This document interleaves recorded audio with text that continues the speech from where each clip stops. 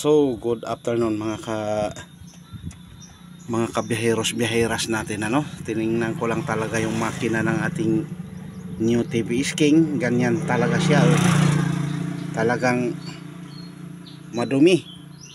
So, yan ang katunayan na sadyang ginagamit, oh. Pinapamasada, oh, tingnan nyo, oh. Talagang marumi. So, habang hindi ako nabiyahe ngayon, ang ano ko, magpunas-punas. Pinupunasan ko ng kaunti yung ating new TVS King Deluxe 200cc. So yan, yun yung makina niya. Okay, di ba? So yan yung kanyang kuano. So ayaw ko kung kita ninyo yan. So yun yung engine number. Oh, yan, oh. So yan. So sadyang malaki talaga siya. Tingnan yung mga kabiyaheros, no? Kung papansinin natin, talagang ang kanyang makina pang motor lang talaga. Malaki nga lang. Oh. Ayan, oh.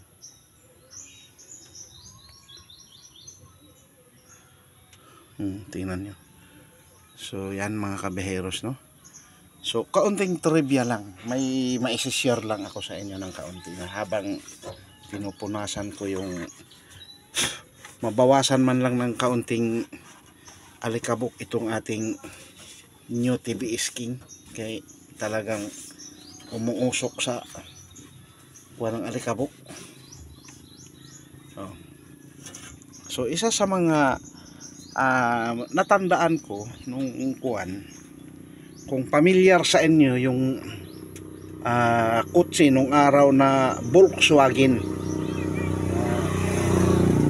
diba? So sila yung una kong natandaan na nag-design sila ng makina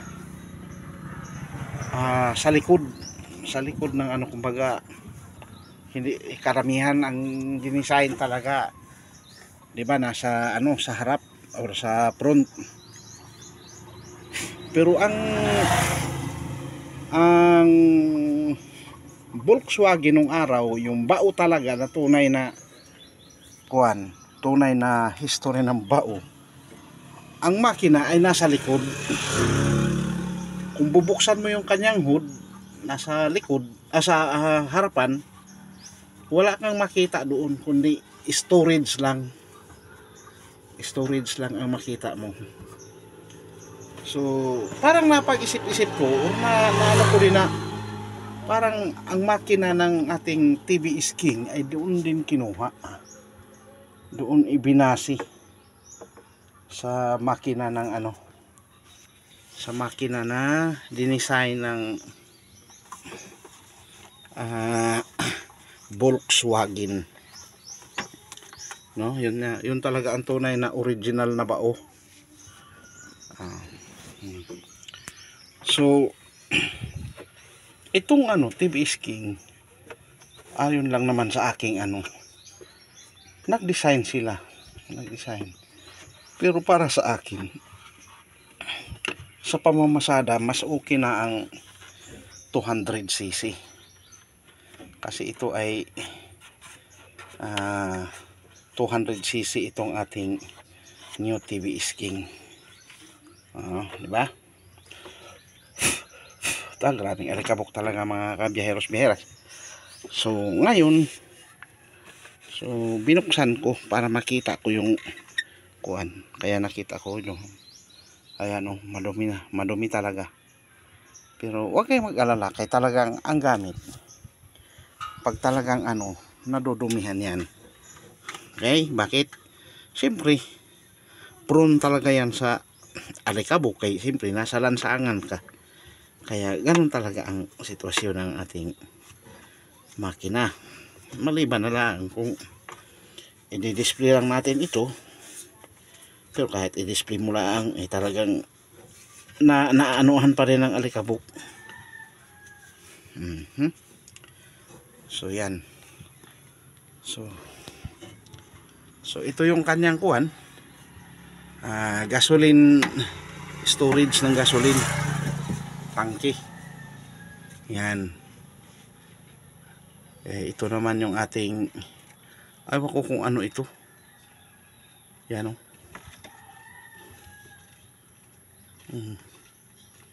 Hindi ko alam kung ano ito.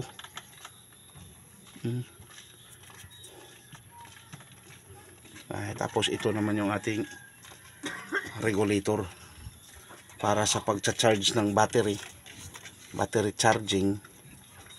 Malamang talaga ito, kaya ang laki oh. Ang laki ng kanyang kuwan, regulator. So yan yung kabuuhan ng kanyang makina. Ang laki no, talagang wow, laki. Para sa akin, kontento na ako nito sa pampasada. So hindi naman natin kailangan ng sobrang laki ng makina, kay itakaw sa karera yon. Ito sa saktuhan lang talaga. Ang importante, makakarating tayo sa ating paroroonan. Nandun pala sa baba ang engine number, yung pala yun oh. Hindi pala yung sa ibabaw.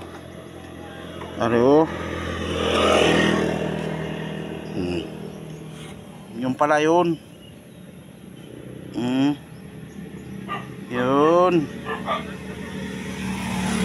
Yun ang engine pala number ng nakala ko yung sa ibabaw na ito. Ayun yun, yung pala yun. Tapos tingnan natin yung langis kung ayos pa. Baka mamaya patakbo tayo ng patakbo na ng langis. Ayos pa naman. Tingnan natin kung kailangan talaga natin ng kay siyempre ginagamit natin.